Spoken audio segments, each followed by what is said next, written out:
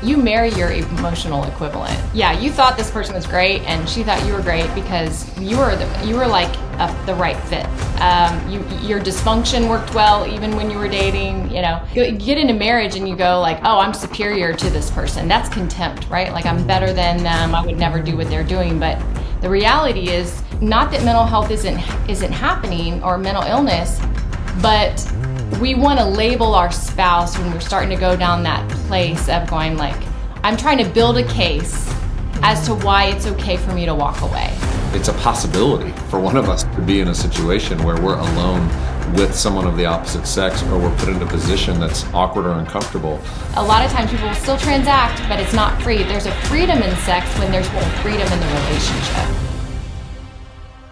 What has the fight for your marriage cost you? In other words, what has it given you that you never would have had if you hadn't stayed in it?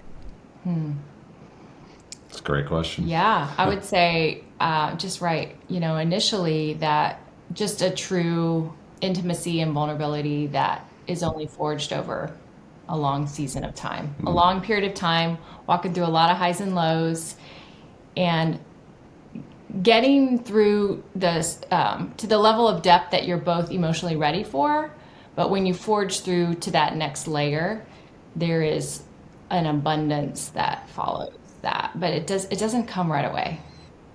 Yeah, I think for our journey, the reason we have enjoyed just the process of reflecting on a relationship and kind of looking at the ebbs and flows of hard times we didn't like each other, times we decided, no, we're going to keep turning towards each other. We're going to keep fighting. We're going to keep staying in this. We're not going to give any more room to seeing the other person as the enemy.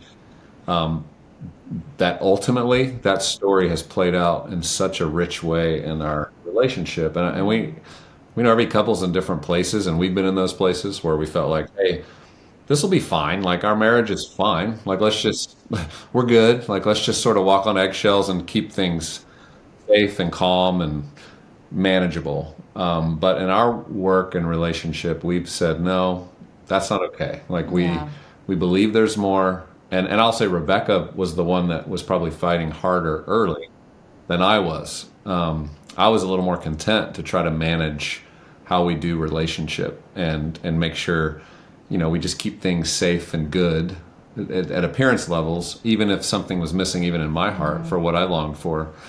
And she really helped create space in our marriage to go deeper and have patience with me in my own journey of learning how to feel feelings I didn't know I had or had no idea how to express. And I think it's been that fight that has allowed us to now experience a new level of depth. And, we're only 28 years in. We don't think we're the experts on everything, but we do think as time goes forward, we'll probably hit some more moments that'll require a continued fight, because that's really what marriage is a decision to keep fighting for more in this relationship. I think there's a lot of people of faith that stay in marriage, truly because of the covenant, which is obviously a real great reason. The problem is they let the covenant be kind of the scaffolding that keeps them together more than the intimacy. And so if the covenant is because, and that really only works with like the generations going before us, because covenant no longer is strong enough for those coming after us. They want intimacy. They want to be fully known and seen and loved in the absence of shame. Whereas our parents were a little bit, they were fine with kind of duty bound and kind of the, there was enough fear of God with the covenant that was honoring, but yet I do think often you do sacrifice intimacy because you're almost just okay with like it is what it is, or there are certain things that just are off limits for discussion. I mean, in both sets of our families, there was kind of not to dismiss the marriages, because they fought and they both were married more than 50 years, and we dedicate the book to them. But just being kids, growing up in some of those cultures, you just know like there were some things that just were not talked about. And not only were they not talked about as a family, they were not talked about amongst each other. And sometimes even the kids would kind of hear a little bit of that. So I just think we just decided probably about 5-8 years ago that there was no topic off limits in our home. And it had to start with us. Like we had to be able to live that. in order to be able to invite our teen kids at the time, who are now adults, young adults, to also just share or talk or expose or reveal anything that they were wrestling with. And so it just became this culture of vulnerability and intimacy without reaction or shame or judgment. And that decision changed everything. What are the misconceptions and fallacies about intimacy that perhaps keep couples from really pursuing it and knowing what it is? Well, they don't know what it is if they've not encountered it personally with God, I don't think. I think this, we can see God as a father, obviously, but we also have the Son who rescues us, and we have the Spirit who intercedes and pleads on our behalf. So all of a sudden, the more we grew in our communion with God, our safety, our sonship, our daughtership, this belonging and connection and true being known and knowing God. And the scriptures model that, in the Psalms, like David withheld nothing from God. And so that's why he's considered one of God's besties, right? It's not because he didn't make mistakes. He made horrific mistakes, but he withheld nothing from God. And that abiding life that's the intimacy. So that's the benchmark for intimacy. So if we have that safety with God, I found the more that I confessed to God, the more I had the freedom to then confess to Gabe, because I wasn't ashamed bringing it to Gabe, because I'd already been given grace by God and unconditional love. And so the mercy that triumphs judgment in our relationship with God allows us to go to one another and go, hey, I messed up, and my thought life isn't great, or my actions aren't great, or my words aren't great. And at that point, I've already gone to God. I'm just now want to confess that to Gabe, so that healing, confess your sins to God first, but then one another, so that healing can happen, so that you may be healed. So the more we started to do that, I think intimacy honestly, I think intimacy was a byproduct of just withholding nothing from God first, right, and then one another. Because once you know everything and you talk about everything all the time and you just withhold nothing, then intimacy is there. You're known. Yeah, we kind of had and still have this rule of just no secrets. It kind of goes along with what Rebekah was saying earlier about just no topics off limits, but expose the secrets quickly. Don't let things fester. And secrets can be, like she said, anything that's held back from your spouse. There's no need to hold back anything. We think we're big girls and boys. Like, it can be hard to talk about some things that you think will hurt your spouse, but the willingness to go there creates a sense of intimacy and trust. And one of the fallacies to your question, a lot of men have, is that intimacy is sex, that it's a physical reality, and certainly it is. And it's an expression. But yeah, it's one expression. But a lot of people, like, culturally, they're like, "Are you going to get intimate tonight?" And it's like, if you haven't been getting intimate all week, you're not getting truly intimate tonight. You might just be having a sexual transaction with your spouse, but I'm not sure it's intimacy. And one of the great simple definitions that I have to remember for intimacy is into you. Intimacy. And you've all heard that. It can sound cliche, but I think for men especially, it's really good. Remembering that our wife is longing to see into our hearts, which means we have some work to do if we can't even see into our heart or reflect on how we're feeling or how we're experiencing life, our family, our relationship. But our ability to start articulating those kind of conversations means a lot to our wives. And that takes some work for some people like me that are a little more hard-headed than others to start to develop and cultivate that ability to do that. Let's double down on this. The wife is longing to see inside her husband. Earlier you were talking about how, Rebekah, you've been a huge catalyst to move forward in this. Gabe, you said, in a way, you were more content with the status of the marriage.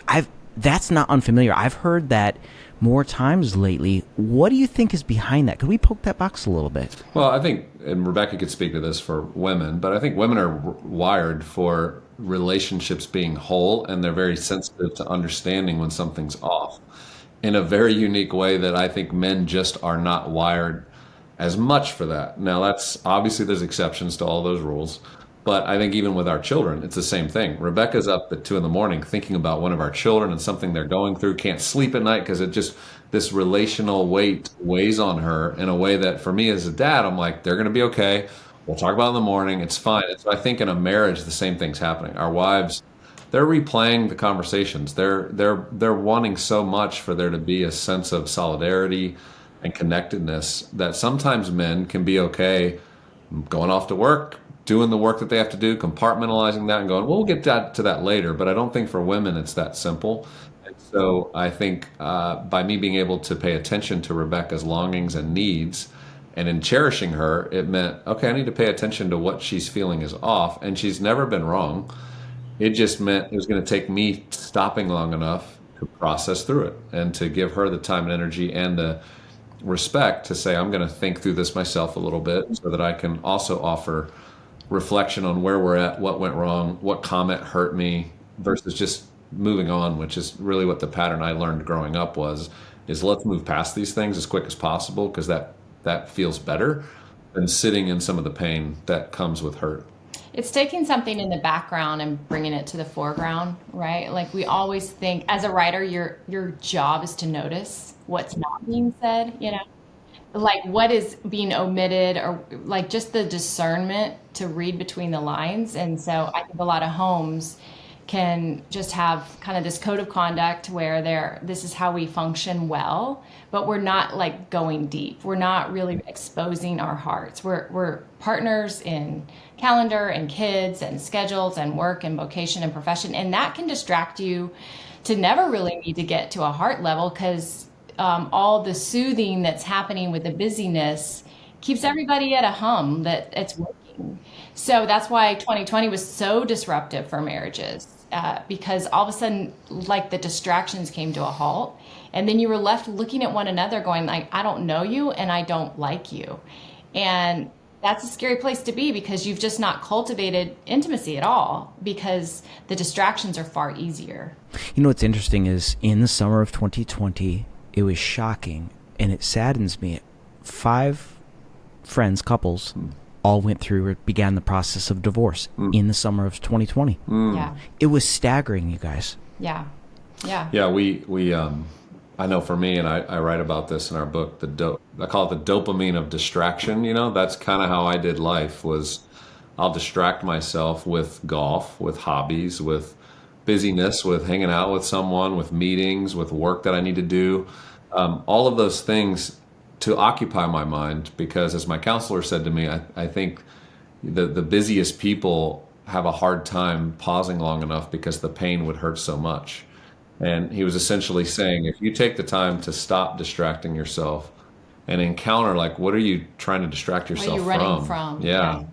And those were the kind of questions I know in our journey I had to sit with to figure out how to be honest about that and to even unpack for myself what I was feeling. That's the hardest part, is when you realize I really am not feeling much at all. So I can hear you tell me that, but I'm having a hard time even processing what I'm feeling because I've learned to shut off my heart and just operate in my head. I mean, this counselor said to me one time, he says, Gabe, when I'm talking to you, sometimes it feels like I'm talking to an Excel spreadsheet.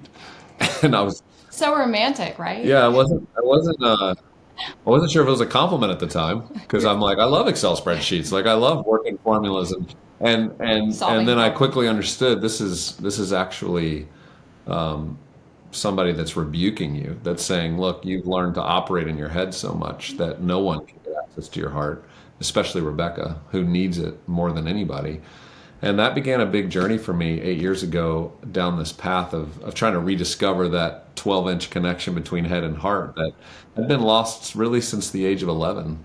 And due to some trauma I experienced early in my life that I would have never taken the time to unpack had that not been said to me, and would have never realized how much that had impacted my trust and my security in being vulnerable. And Yeah. so it began a journey for me of getting into our origin story to know a little bit about why we do what we do. Yeah, your wife is not a formula to solve, right? She's a soul that's going to expose and mirror back to you where are those rough edges, those places that God puts us in marriage in covenant to heal. The friction, honestly, between a couple is what God intends, so that those things that we used to kind of navigate on our own in isolation, we were comfortable with that because we didn't really have to change or bump up against somebody else that might create some conflict in us internally. But that's the point. like the fight is to reveal and expose what God's ready to heal. And we always prayed, like, show us, or at least I prayed, I was like, please don't show me something that you're not ready to heal, because it's too hard. It's too hard to stare down at like the things that you've made agreements with through the years, or even your despairing view of relationships or marriage, or my despairing view in some seasons of our marriage. A lot of people walk through that alone, whether the wife is navigating that with her girlfriends but not really talking to her husband, or the husband's distracting himself with the guys playing whatever competitive sport they can play, right? To just like have a win in their life. And yet there's just you're missing the oneness, and I think it's sad when the church misses that too, right? That we just kind of repeat these cycles. So it's been a long road, and we're so thankful, but it definitely was costly. You guys say that the real fight in marriage isn't with your spouse, it's for your spouse. But let's be real, because there are folks listening today who are saying, Gabe, Rebekah, I'm in the trenches. I feel like my spouse is my biggest enemy right now. How do we begin to shift that paradigm, that perspective? Yeah, we talk about, reckoning back to the times when we were in middle school and you had that girlfriend, or high school, and you broke up, and, the classic line was, it's not you, it's me. Don't worry about it. Yeah. And then we flip when we get married, and the attack becomes, it's not me, it's you. Yeah. And I know so many husbands who in their mind, they think, man, if my wife were just a little kinder, nicer, respected me more, showed up in the ways I wanted to show up, stopped nagging, complaining, wanted to have sex more, like just be happy. if she would do all those things, our marriage would be great. Like, I'm not the problem here. And what we make the point of is that the enemy loves this, in the spiritual sense, when we talk about, believing that there's an enemy, Satan, who wants to create division, and that marriage is one of the greatest sacraments that God's created from the beginning of time, that if we stay connected and we have children and they have children, we create a generational line. This is a blessing. This is the last thing that the enemy would want to see happen. And so, first of all, acknowledging that, look, your spouse isn't the enemy. There's a different enemy that's trying to create division constantly that we need to first recognize. And then the second thing is not excuse everything to that enemy and go, but where am I contributing to this problem? And how can I personally take ownership for the part that I'm playing in it? Because I can't change Rebekah. I can't change her behavior. I can't change how she feels about me. What I can do is, in the equation of what we're creating as a cycle in our relationship, I can change how I'm coming into that by taking ownership of, where am I doing something wrong? Like, how am I not cherishing her well? How am I not loving her well? How am I not paying attention to her needs? And take ownership. And I think that's a big part of the healing journey beginning, is first owning it and then beginning to confess any area. Even if you think you're 1 out of 10 of the problem and they're 9/10. Figure out the 1/10 and start the conversation there. Yeah, as long as you're exempt, you marry your emotional equivalent. So Whoa, what do you mean? Yeah, you thought this person was great, and she thought you were great because you were like the right fit. Your dysfunction worked well even when you were dating. You get into marriage and you go like, oh, I'm superior to this person. That's contempt, right? Like, I'm better than them. I would never do what they're doing. But the reality is, you're both emotionally struggling. One might be more visible and one might be more internal. So, but you are still equivalents. Like one person hasn't just elevated, all of a sudden they've arrived in life. Because if they had, they'd be they'd be a lot more humble and in tune with their sin, So often we look at the other person like they're the one that's wrong, and we'll throw mental health like on it, as if that's now the excuse, the diagnosis is the excuse to go like, well, then they're no longer qualified to be my spouse because look at their dysfunction.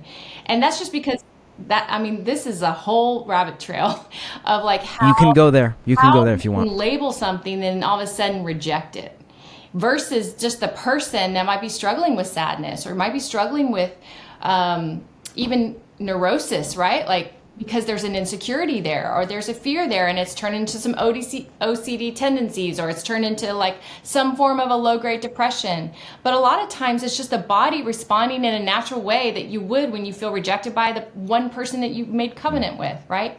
You feel alone or like unwanted. We just got to get back to just the basics of being a human. And these things aren't pathological. They're normal to feel sadness or to feel grief, if something's happening with one of your children. It's normal to feel alone if your spouse never wants to come home. Like you would feel naturally the lament and the grief of that. Yeah. So I want to, like, even in marriages, like, not that mental health isn't happening, or mental illness, but we want to label our spouse when we're starting to go down that place of going like, I'm trying to build a case as to why it's okay for me to walk away. And I just want to confront that because there's no biblical backing for this at all. Like, I'm going to build a case and label and give them a label so that I now can like take, backwards walk out of the room, instead going, God, search me and know my heart. Test me and know my anxious thoughts. See what's wicked in me and lead me in the way everlasting. Psalm 139. There's so much about like, God, show me what I'm blind to. Because the accuser, the enemy as the accuser, he accuses and gets us to agree. So he'll accuse that like Gabe's the problem. And then I'm like, yeah, he's the problem. Or he'll condemn us. I'm the problem. But usually in a marriage, it's the other person, especially if you're struggling. And then you go to your friends and you build the case, right?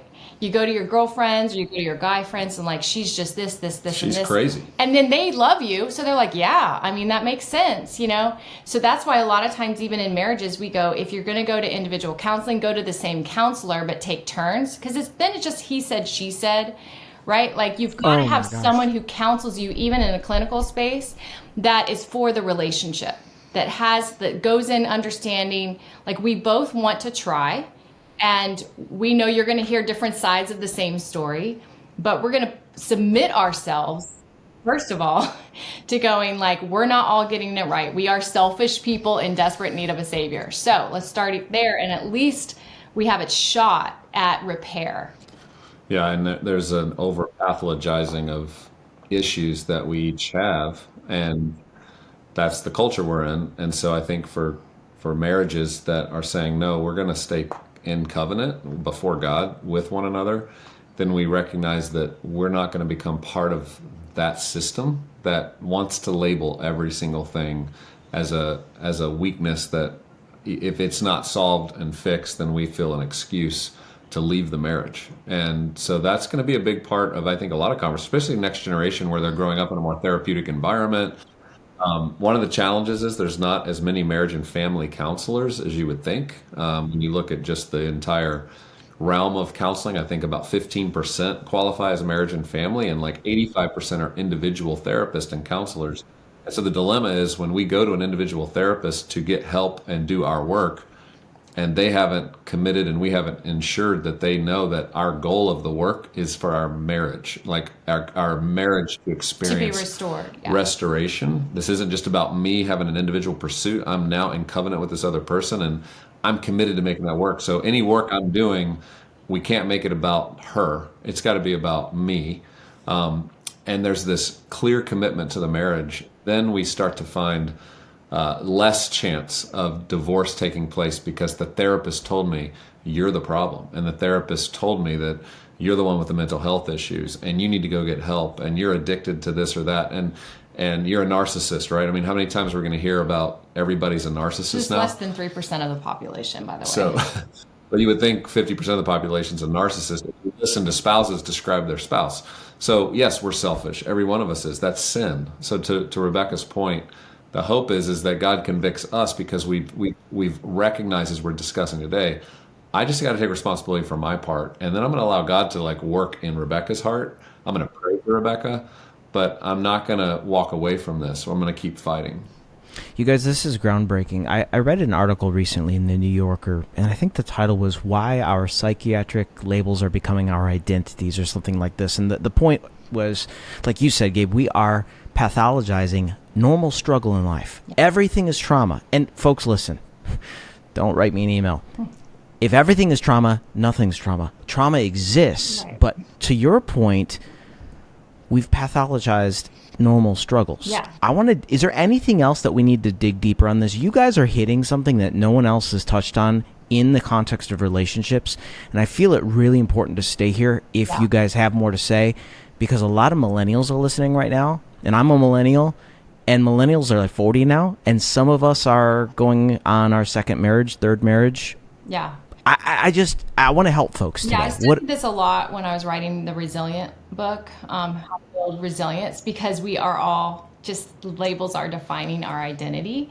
And as someone who struggled with panic disorder in 2010, I never gave it a label. I didn't really know enough at the time because I was very early in like the faith space to be writing on mental health. Like my first book came out in 2013, and nobody was really talking about mental health in the faith space quite yet. And now looking back, I'm glad I didn't have this, like, this is now your diagnosis. This is what you're going to struggle with your whole life. This is now in your family line and you're going to pass it down. But more to go, oh, actually, we were going through a very inciting event. The circumstances did impact, and New York City was the pressure cooker that pushed all that unrest to the surface. And so that was a season of about a year and a half. It still can trigger here and there, but the bottom line is Pauline Boss writes about this in Ambiguous Loss, that this idea that we want to pathologize sadness or loneliness or joy or happy, like all of a sudden it's manic if we're excited, right? Like all of a sudden there's this, by putting a label on it, it indicates that will never change. Like that is part of our, DNA, and there's not, the best case is you can find some medication that will help you manage that. And I've never found medication in the relationships I know, even in my family of origin and the people that I've counseled, that a chronic medication plan is redemptive. It can help. But the goal ultimately is that you grow more in your resilience, you grow more in the neuroplasticity, your brain starts to rewire, and you repair so that what used to be a traumatic event is now a resilience building exercise. Like that's the goal, that we do hard things and we grow and we heal. And then we look back on seasons. Yes, there were a year, Cade's first year of life, he was born with Down syndrome. I was 26, we didn't see it coming. We were fighting for him to live. And he was in the NICU, 4.5 pounds. And I just cried on my face for the first 6 months. And of course, you could have called that depression. I think it was an appropriate response for what that looked like for us. And the good thing is, because I was free to grieve, I was free to be comforted by God, and the healing happened faster. Often we hold off the effects of the healing because we're just managing and coping and just accepting that diagnosis as permanent. And I just want to speak against that. Whatever is coming against relationships that is now this label that is seen as ominous and looming and permanent that you're never going to get freedom from, then why in the world do we believe in the cross and the resurrection? Why is our brain exempt from the cross and the resurrection? Why is our relationship or our marriage exempt from the cross and resurrection? So yeah, I get a little worked up about this because God is just wanting more for us. If maybe we're just walking through that valley, but we're not fearing evil, and that God is actually doing a redemptive resurrection work in our life, because death has to precede resurrection. Yeah, and Rebekah's story, I mean, the data shows for parents that have a child with special needs, the divorce rate is enormously high.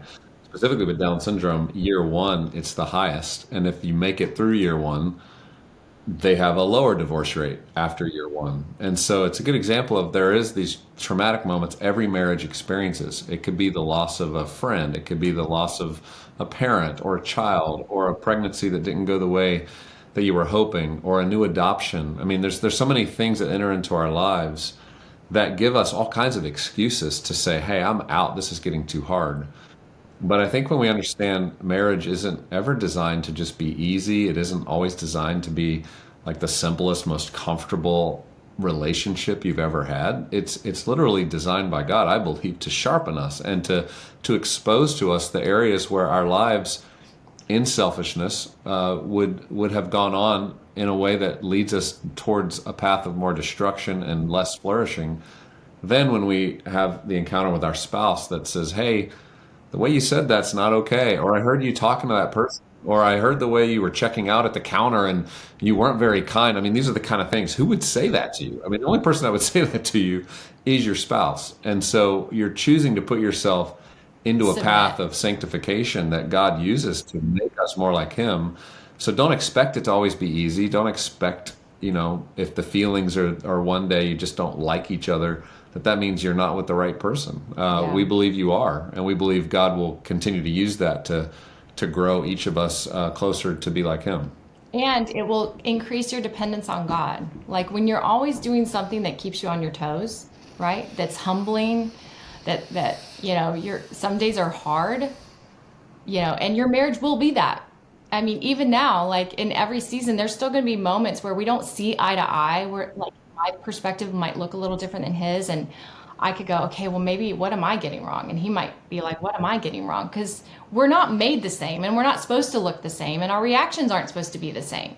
But what we can do is learn from one another and go, maybe I'm missing that. And I feel convicted about that. I want to be able to say that without him being like, yeah, you should feel convicted. There's a freedom there to kind of both sharpen each other so that we want the mind of Christ, right? We want to be more like Christ. And that only comes through pruning and a lot of stripping away. My Lord. So do we take the offering now? Like, do we have the ushers come forward? Because you guys... Wow. Thank you. It shouldn't be novel in the church, but I just think there hasn't been a resurrected view of marriage. You've enough, got it. Right? We've got a coping view. We've got a management view. We don't have a new creation view. Mm-hmm. And that just comes over time, and you have to really push for it. Mm-hmm. What would be helpful? What would be a helpful next place to go? Having heard everything that you all have just said, for folks listening, watching today, do we want to talk about how to engage in conflict well? Or what would be, in your mind, from your perspective, a best next place to go in the conversation? I've got a thought about conflict, but I'd love to hear your wisdom first. Well, in our work and counseling with a lot of couples over many years, we've found that we each kind of move into these patterns that we get very comfortable with, and this becomes the challenge in marriage. Is we actually grow very comfortable, to what Rebekah's point is, without the resurrection taking place, to just a management idea about our marriage. And we call that the dysfunctional dance. And every marriage, every couple gets into this dysfunctional dance with each other that becomes their norm. They don't often see it, but they've just learned that this is how we operate. And so there's 4 of these dances. One's called the intense dance. One is called the anxious dance. One's the avoidant dance, and one's the silent dance. And each of those types of dances essentially describe an area of hurt that's been unresolved in the relationship. And for Rebekah and I, it's an intense dance. Like when we get off the rails, we grow more intense. We talk a little louder. We have opinions about everything. There's less humility. There's less preferring the other person to just move forward with the thing that they're thinking. And I mean, this can be everything from how to fry an egg correctly to how a coffee's made. I mean, we would get into the dumbest. To how we walk our daughter down to the bus. He drives her, I walk her. I'm like, it's better for eggs. And, but it just would create in our marriage like an intensity level that almost the cortisol levels are higher. You're not resting as well. And in maturity and in healing, we've learned how to walk out those types of conversations in a way that's healthy, that allows us to prefer one another, to not always have to be right, to not always have to debate every point like we're in front of the Supreme Court and one of us is going to win. In an intense marriage, that's what happens. It's all about winning. It's not about understanding. Yeah, it's not listening. It's definitely talking over and interrupting and being very opinionated. An intense dance is very opinionated, and both people think they're right. And they almost make it a moral issue. So it's not. It's just a preference. So it's not right or wrong. It's just different. But because you both have decided the other person's inferior, then surely your way is the correct way. So it definitely, pride is attached to the intense dance. And the intense dance is triggered by anger. And so anger turned inward is a form of pride, right? Like the impairment of anger is pride. The silent dance is triggered by hurt, and it really is these micro resentments, like these slow hidden resentments over time, that because you can't talk about anything because you want to keep the peace, instead you are like slowly shutting your heart off to one another. And when a man stonewalls, he's trying to de-escalate, but when a woman stonewalls, she's truly like shutting off her heart. It's a far dangerous, like more Yeah. dangerous for a woman to stonewall because she's just kind of checked out, and she might be the one that initiates divorce when the guy does not see that coming, and they've never fought once. Yeah. But it's the silent dance. Yeah, and the husband many times doesn't see that one coming because again he thinks things are good. Like, oh, we haven't really fought a lot. Like things seem to be fine, but they're not connecting at the heart level or the intimacy level. And I don't know if you know this, but 69% of divorces are initiated by women. Yeah, there's a lot of there can be a lot of reasons for that, but one of them certainly is this impact that's happening where a woman has shut off her heart long before the husband realizes it, and she's decided, I'm never going to get out of this relationship what I've always longed for and hoped for. He's never going to connect with me. He's never going to really understand He my won't longings. talk. I've tried to talk to him about it. I've tried to engage.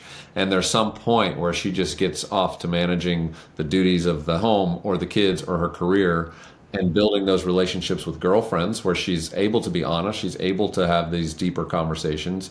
But she's gotten to a point where she goes, I don't know that my husband's going to ever do that. Once that heart turns off, this is when a marriage gets into the deepest trouble. And a husband that doesn't know how to experience and see their wife in those moments and connect with her, many times that's where the wife can be lost in the relationship.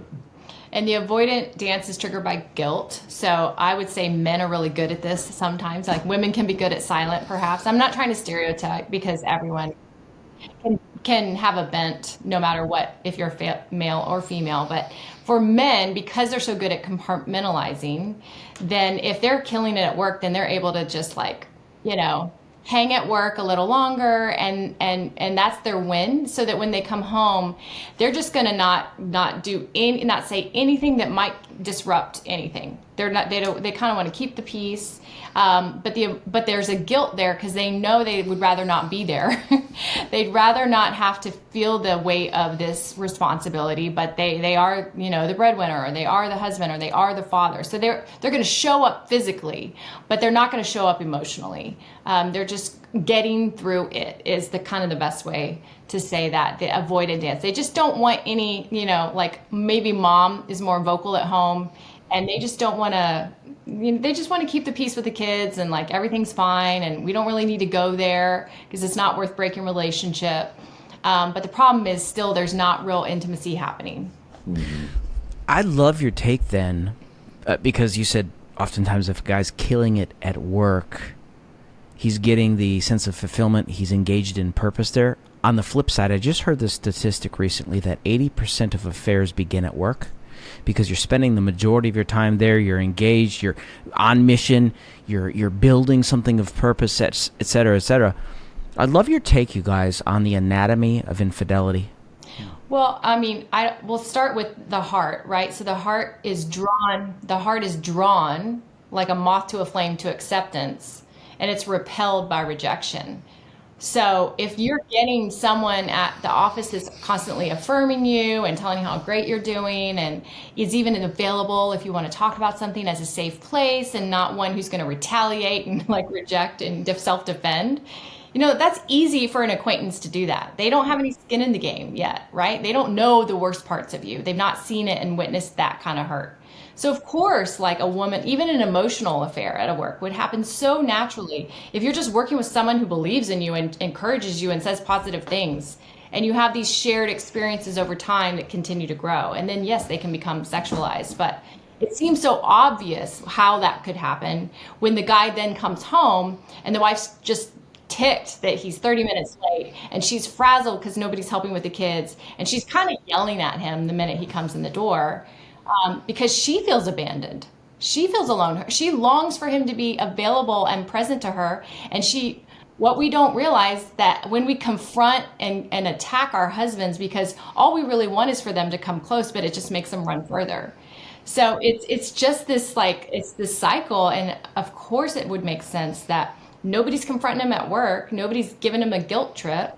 So that's why their hearts are drawn that way. And it's hard to know how to like talk to like the wife or the husband in the situation, because I have been I have been that woman.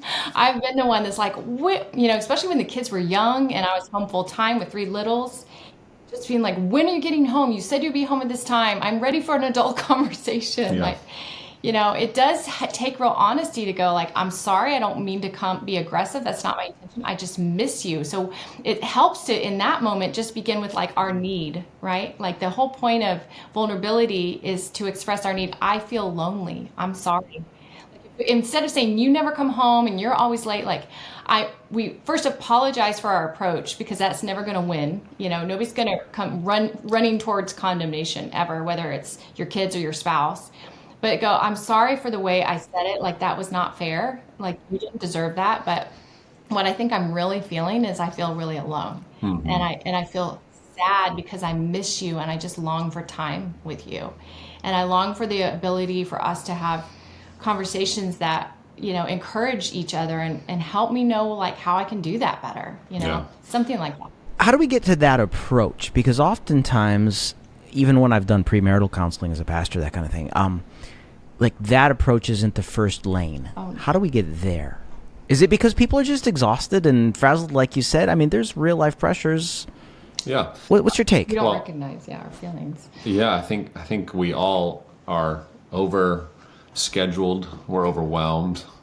Work is another place we're just trying to keep up. We're not carving out the time necessary, especially when there's life happening with all of us. If the margin's the first thing to go in your relationship. You're trying to serve everybody else and play defense a bit, and you forget that if we're not cultivating this consistently, if our mission together isn't bigger than the mission at work, now I'm going to be drawn to the work mission, right? But we really argue for parents, for couples, to say, hey, what is our shared mission? How do we, even in our careers and our talents and gifts God's given us, how do we support one another in pursuing those? So it doesn't become a place that divides us more, but it actually becomes a place where we can celebrate one another's strengths, but also we can find the concentric circle in the mission God's given us for our marriage to impact and serve other people. And so for Rebekah and I, that's been part of our journey. Was, she had very successful writing and speaking career and continues to do that. And I was leading an organization, and we found, about 6 years ago, we had to have some serious conversations with good friends, because they said, hey, we see the two of you starting to like do this, like, again, very noble things, it's good things, but you guys are missing each other a lot now. Like the literal calendar is not overlapping the way it used to. So you don't have the time to cultivate. And they really encouraged us to find ways to work together. Rebekah and I ended up launching our podcast together, the Rhythms for Life podcast, out of that conversation, because we said, hey, we need to do something together that every week brings us together. We get to work on something together. We get to share in the things we're both passionate about, but in a way that's serving other people. And that became the beginning of us starting to do marriage retreats together. And a lot of the work we've gotten to do the last many years, even writing this book together, was the fruit of deciding we're not going to be okay going apart in our own separate ways. We're going to make sure we move together. And so I think that in the marriage is important. I'd say the second thing, there's got to be some. Sharing something together outside of parenting. That's the point, right? Like that's amazing. Like, is there a vision and a mission for something that's going to last when the kids leave? Right? Wow, Rebekah. Yeah, like how are you going to be partnered, even if you like have property and you have we have gardens and bees and apparently like chickens. So that's something that we've just cultivated in the last few years together, where we have different roles, but we have to collaborate and like brainstorm and go what works, what doesn't. And again, it's just working alongside. That partnership, it should be all of life. So it can't be built on the kids. People are like, our shared vision is parenting. Well, if you're doing it right, hopefully they launch, and then your shared vision could be grandparenting. But I still think the Lord calls us to something beyond the four walls of our home, that we share. Maybe it's just in our community, maybe it's volunteer, maybe it's in our church, but there's some place we need to be contributing together, pouring into somebody else, not just our children. And then I'd say, Chris, on the defensive side in your marriage, when we talk about affairs and just the simple practical things we can be doing to maintain no secrets and total transparency in our relationship. Rebecca and I have a shared calendar, so she sees every appointment I have, every meeting I have. I see everything she's doing. So every time something's happening, like we both are very aware of what one another is each day. We also share our location. That's one of the fun parts of our devices. I don't love the surveillance side, but Rebecca and I, right. I'm okay with her Sure, having surveillance. of course. Yeah, I love that. But she knows where I'm at anytime. We also encourage couples to respond to text messages to make sure that we take a moment, even if you're in a busy meeting and you just have a quick transition, prioritize just a moment to connect, to check in, to respond. These are all the little things that help you stay connected. And we've put some pretty significant boundaries in place for ourselves that allow us to not be really in many positions where it's a possibility for one of us to be in a situation where we're alone with someone of the opposite sex, or we're put into a position that's awkward or uncomfortable. And I think those are the kind of practical things that if we get very casual about it, we'll start to realize a little further down the road, like we've made probably some mistakes. And so we really encourage, especially young couples, to take seriously that transition from, college age friends, everybody's hanging out, we're all doing everything together, to when you're starting to form that coupleship, that you take very seriously what are the types of boundaries and ways we are going to live together, to operate together, to work together, to have accountability together. Mm-hmm. Well, we have young couples now that even with social media, they each have the logins to their Instagram, they each have access to both, they sit together when they're going to get on social media and they respond to messages and any posts that they're doing. I mean, very practical things. Our kids are initiating that with their boyfriends. I'm like, yeah. Wow. Yes. And they're like 20s, it's wild. But it's a no secrets, it's a transparency, it's saying, hey, anything I'm doing, I want to make available for you to understand and to know. It creates great accountability, right? When you know your spouse is looking at what you're looking at, pull up the search and see what they've been looking at on Instagram, right? Like that kind of accountability is really good for us because it helps us rise up to a standard that I think we as men and women want to be at, but our current culture makes it very easy and casual to just slip a little bit and to create some room for the enemy to do some of his best work. Yeah, that's interesting because we talked about the lethality of secrets earlier in the conversation. You sort of tipped your hat to secrecy in this moment here. I want to talk about the root of rejection. When rejection has taken root in a marriage, whether it's sexual, emotional, or spiritual, you guys, what's the first step to breaking that cycle of rejection? Well, it depends if it's the person who was rejected or the one who rejects. Let's take both angles. Yeah, I would just say if it helps to talk, right? So if we're not talking, we're not healing. So like if Gabe were to say, hey, when this happened, I felt rejected. That's a good start, right? He's not angry in the moment, but he comes back later, or he might be angry. And I'm like, well, what's your problem? And then I move on. But then he comes back later. He's like, I actually felt hurt. I felt like you didn't desire that or desire me, or you don't want whatever. And I was like, I was in a hurry. I'm sorry. I just had an appointment and I was like running out the door and I didn't mean to like ignore you or blow you off or whatever.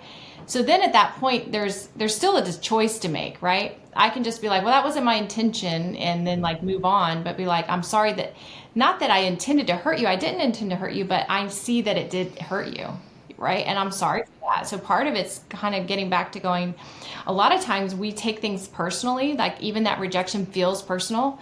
And so I've gotten better at going, if I feel hurt by something he does, like if I'm talking to him and he pulls out his phone like I've never done that. Literally talking to him and he just opens his phone. I'm like, am I that boring? Like, but he does it without thinking. He's not meaning to do it because, we're getting better at this. But my point is, like, we both have had seasons where our phones have been too close to us. They just right there. And so the better way to pursue it, if you've been rejected, say, hey, I'm not saying this was your intention, but when you did this, I felt this. Mm-hmm. So then you're not demonizing or like, really good. Assassinating their character, but going like, you may not even realize you're doing it, but it actually really hurts. Yeah. That rejection might be subconscious to you. I think for a lot of men, they can feel rejection around sex. I mean, this is one of those areas that's a lot of couples have a difficult time processing and talking through. The data would show that men tend to have higher sexual desire or long for likely more frequency, more than women, and dissatisfaction can appear when they feel like that's not happening. I think the lessons we've learned around that type of feeling, which I've experienced that as well. Not Rebekah's not meaning to reject me, but she's busy, she's tired, she's had a long day. She doesn't feel connected in the relationship. And I'm okay moving forward with having sex in more of a transactional way. Sure. Less intimacy and less connection for her. And what we've learned is that, why should I expect from her just to be in the mood, to be ready, to want to have sex and meet a physical need that I have that's also emotional for me, when she's feeling like she hasn't had her needs met. And so the challenge we find with a lot of couples is the wife many times does not feel like the husband's making as much effort to meet her needs emotionally, to process things, to know what's going on to be her present life. or available for a conversation. Yes, but then the husband's ready to have sex, and so a lot of women can find themselves in this predicament where they're like, I don't want to reject my husband, but I also don't feel that connected. And so sex gets really great when all of that's working together, when Rebekah feels completely connected emotionally, relationally, I'm present with her, and sex really becomes a second thing. And that's one of the lessons I talk about in the book is if sex is a first thing, which for some husbands, I know for me it was, when I got married, it's like I was taught, like, when you get married, you get to have sex. And that's probably like 50% of what marriage is about, is having sex. Well, I mean, I could have not had a worse expectation. That's not physically possible, A. But B, it's not that Rebekah or any woman desires that perhaps as much as the man does. Now, in some relationships, the woman does desire it more than the man. So there are exceptions to that. But I do think when I understood that when I put our relationship first, when I put cherishing her first, when I put responding to her needs above my own desire to have sex, then oftentimes the sex is going to happen. It's like C.S. Lewis described this concept in one of his essays called First and Second Things. I think it relates really well to sex. When I don't make sex the first thing, it's a great second thing. The first thing is making sure we're relationally connected. There will be plenty of sex to be had. Yeah. It goes back to the beginning, right? To be seen and known and loved. When we're both seen and known and loved, sex is a natural byproduct of that, right? We want to have a physical expression of what we're already personally feeling. We don't want the physical to fix something that's not there. I don't think physical is to fix. Physical is to celebrate what has already been fixed. There's a freedom, and that's why even sex isn't free. A lot of times people will still transact, but it's not free. There's a freedom in sex when there's been a freedom in the relationship. That's powerful. Yeah, that's really interesting. Beginning there, this is sort of, I think, your statement in the book that when there's no margin in the marriage, there's no space for love, right? Yeah. We're connecting these points through. Let's go here as we begin to land this plane here today. When you guys perhaps were at your lowest point, to the extent you're comfortable sharing, when the fights felt endless, when the distance was real, what was the one decision that changed everything for you guys? Well, I'll never forget, there was a moment Rebekah kind of walked into our room one night, and we'd just not been doing well, didn't feel connected, and I could just see in her eyes this sense like her heart was turning off. And she said, I don't know that I can keep doing this. And I knew what she meant. It wasn't just a casual statement. It was a statement that I'm getting to a point to where I don't want to keep doing this. I don't want to keep us having these fights. I don't want to keep feeling disconnected. I don't want to live under the same roof and feel like we don't know each other anymore, or we don't have time for each other anymore. And I just remember seeing her eyes, and thank God I was present enough in that moment to just see the hurt and the pain, to where it just broke me down. And in that moment, I humbled myself. I went straight to her. God gave me the ability to see the faults that I had been bringing to the equation, and to acknowledge those, and to tell her that I was so sorry and wanted to fight for our marriage, that I was not okay, that this is how she's feeling. And as much as I had so much more to learn and so much more to discover about myself, why I do these things, why I keep repeating these intense patterns, or these patterns that lead to resentment or contempt, that I was committed to continuing to work through it if she would have the patience to work through it with me. And that moment opened a doorway. It opened just enough light into the relationship to say, hey, can we just keep working? And I don't know how you would Yeah. describe that moment for you, but I think for us that was it was not only a low point, but it was the turning point. Yeah. Yeah, definitely. I don't want anyone hearing this to think that like we've not like I made agreement with I don't think I can do this. It started with it is what it is. I made agreement with that. Like our marriage is just what it is. It's not going to get better. He's not going to heal. I'm not going to heal anymore. We're going to have this. And I think a lot of people stop there. But the enemy wants to take it from it is what it is to I don't think I can do this. And so it's just this natural progression of like retreat and abandonment ultimately. And so at the same time I was feeling broken, I was like, I don't want this fake thing, whatever this is. And again, we meant well, but it always erupted constantly. We're like, whatever we want in our hearts is not coming out in our like relationship. And you just get tired. And I think there's a lot of marriages out there that are like, we've done everything. It's not working. And then you just break. You're so close to the point of breaking and it feels beyond repair. But when you both hear one another, and I do think it's the Holy Spirit that allowed us in that moment for him to go, wow, she means this. She's not bluffing. She's not blowing smoke. She's not going to go hide in her closet and cry for an hour and then come out and act like everything's fine. She's letting me into something that I need to recognize. And then at the same point, when I saw his like desire, I was a little like frustrated. I was like, wait, now you really want to work on this? Like, I've kind of feel like I'm at the end. And yet God's so kind to just then convict me of like, hey, wait a minute. You have no right to withhold. Let me be in process with the both of you. And so over time, he softened both of us. But it did take literally like kind of the end. And again, I didn't threaten divorce. I definitely wanted to like, hey, can I get a cute little apartment in Franklin? And then like we figure this thing out. But it still was this like sin separates. The role of sin is to separate. It breaks relationship. And so not only did he need to hear me, I needed to ask the Lord and I needed to repent of the agreements I had made. Oh, you guys. Okay, so we'll land here today then. Gabe, did you want to add anything to that, Gabe? Well, I would only encourage couples that if you're not able to express when you're feeling at that lowest point, like I would encourage you to express it. Your spouse may be kind of thick-headed like me and think, well, it is what it is, but we're okay. But if it's not okay and you are desperate and you're despairing about your relationship, you owe it to your spouse to put that on the table, to take it from underneath the rug where you keep tripping on it and put it out on the table and say, hey, can we deal with this? And that's why we find a lot of couples don't know how to talk through these things in a healthy way. In the book, every chapter ends with conversations for couples. That's designed to start conversations that you otherwise wouldn't know to have on a date night, or begin some conversations that will help unearth, I think, some things that we maybe have gotten really good at hiding, and actually allow for this intimacy to begin. It's really good. You know, folks, head to the show notes at wintoday.tv, or actually in Spotify or Apple Podcasts. You can grab a copy of Gabe and Rebekah's new book. But we'll land here today, you guys. For the person listening who is at that point of breaking, what do you want to say? I would just say talk to God, get honest with God, and then just ask Holy Spirit, what do you want me to know?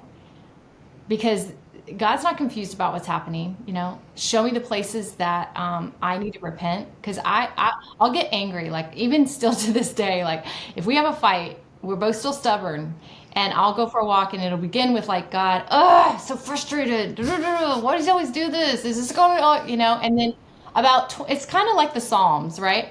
About halfway through that walk, I'm like, I got it out. I got it out. And then there's nothing left but me and my yuck. And then I'm just like, God, what is it you want me to know? What do you want to show me? And then will you fight for us? Will you be the one who fights for us? And he promises us that he will. And then go to a friend, but then go to your spouse sooner than later. If you're at that breaking point, just be like, hey, can we talk? I'm really sad about the way things are. I have thought about leaving multiple times. That's honest. I don't want this to break, but I don't know if it'll change. I'm not sure that you care. Maybe I feel like I care more than you, or maybe you do care, you're just not talking about it. Can we at least just have this conversation? It's a scary conversation, but what do you have to lose at this point? So I would just start humbling yourself, but just be honest with what you're feeling. And I would just add that this fight for us, for your marriage, for anybody listening, isn't something you're in alone, that God really is there fighting for us too. Like he wants this to succeed. And when you come back to the beginning of knowing there's an enemy that doesn't want it to succeed, and we don't blame that enemy for every single challenge in our relationship, but we acknowledge that there's a greater force that wants division, and that we're in the fight of our life for our marriage, but God's fighting for us as well. He wants to reveal in those prayers Rebekah just advised people to pray. He wants to help show us some clarity, or give us some insight, or give us a perspective on the person that he's put in our life, so we start to see them with his eyes, and we start to have a compassion for perhaps what we're experiencing versus just resentment and anger. And he will do that for us, but we do have to invite him in. We have to stop trying to do it all on our own and invite him into the process as a counselor. I mean, he's the greatest counselor, a wonderful counselor, to help us delineate and discern how do we move forward in this particular moment in our relationship with grace and love and encouragement for one another, instead of disdain and a polarizing view of the other. And of course it goes without saying, but I want to say it, it's like, make sure if you do have that conversation, be like, can we just pray together? Like, and one person might be eye rolling and being like, I'm so done with this. You know, like, I just want to acknowledge that. Yeah. Like, there's a hardness that the heart wants to do, but just be like, hey, let's just try it. Like, can we just pray? I'll pray, you pray. We just be honest. And that's a good way to end that kind of a conversation. Even if it ends like icky and you're like, we don't have resolve, it's like, well, God knows. Like, let's just give it to him. And let's ask him to be like our guide and our lamp and our, give us today. What do we need to know and do today? Yeah. The fight's worth it. Yeah. The fight's worth it. You guys, thank you so much for being here. Listen, again, folks, we're going to put links in the show notes. Gabe and Rebekah, is there any other place besides in the book, resources you have available that you want folks to track with you around this project, or anything else you're doing? You can find us both on social media with our names, Gabe Lyons and Rebekah Lyons. And then RebekahLyons.com has a lot of the content on the book, as far as like all the free gifts. You can take the dysfunctional dance quiz, which dance are you? And then you get free chapters if you want to just go ahead and start reading. You can get chapter 1 right now. We also give a guide towards key conversations for couples to have on a date night, to just get conversations going. And then coming out in a few months will be something called the Journal for Us, that follows the fight for us. And that's 10 conversations every couple needs to have. And we really walk couples through these key conversations that every marriage needs to walk through. And for those couples that are like, it never works, we give all these key tips and prompts to how to actively listen, how to respond well. It's for hard-headed people like me. But a couple can go through that together as a way, because right now a waiting list, as you know, for counseling could be like a year you're on a waiting list trying to find a good counselor. So this doesn't replace somebody in person, but we think there's a lot of healing that can happen when couples can spend some time, dedicate some time just to talking with one another in a guided way. So we hope that can be a great encouragement to couples as well. Yeah, folks, stay plugged into all of that. I'm going to throw links in the show notes. But you guys, it's wonderful to see. This was an extraordinary conversation. I've got like 2.5 pages of notes, so very thankful for your time and your wisdom. It's a joy. Thank you.